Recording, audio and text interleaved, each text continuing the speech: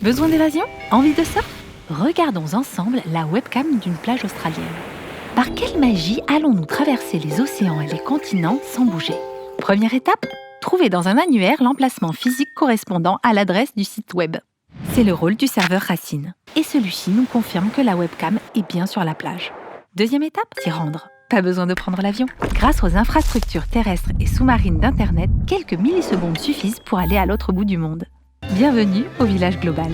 La géopolitique d'Internet, c'est la résultante de l'emplacement physique des serveurs Racine, des annuaires et des câbles.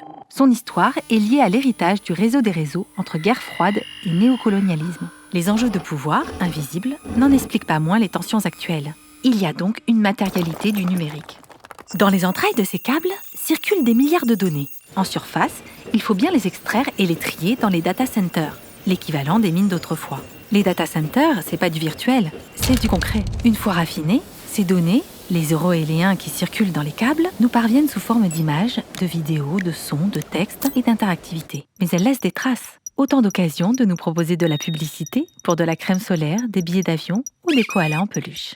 Les médias et les pays qui en profitent le plus sont ceux qui sont à proximité des data centers. Ceux qui détiennent ces infrastructures ont un pouvoir politique, économique et culturel sur l'accès et sur les contenus de divertissement comme d'information. Autant dire que le numérique est désormais le nerf de nos économies.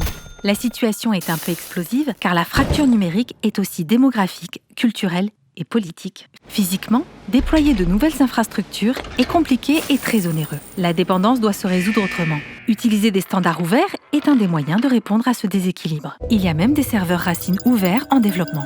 Mobilisons-nous pour garantir à chacun l'accès aux infrastructures. La gouvernance mondiale d'Internet nous concerne tous. Ayez les bons réflexes. Prenez de l'air.